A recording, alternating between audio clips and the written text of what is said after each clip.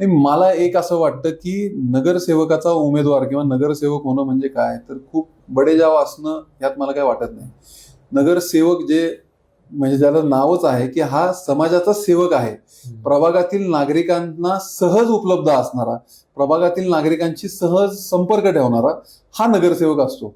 मला असं वाटतं की हे कार्यालय जे मी चालू केलंय, या कार्यालयाचं नावच दिलंय सेवा आणि संवाद. सेवा का, तर भारतीय जनता पार्टीची आम्हाला शिकवण आहे की सेवा हीच संघटन. राजकारणात आपण का आलो आहे, तर लोकांच्या सेवेसाठी आलोय. राजकारणात आपण का आलोय, नगरसेवक बनायला आलोय का कुठल्या कमिटीचं काय बनायला आलोय का कुठलं मोठा पदाधिकारी व्हायला, मला असं वाटत नाही.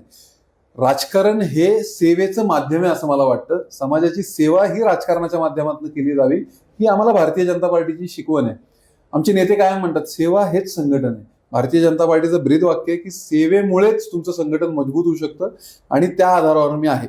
दुसरा सगळ्यात महत्वाचा विषय, मी या कार्यालयाला नाव दिलंय संवाद, सेवा व संवाद.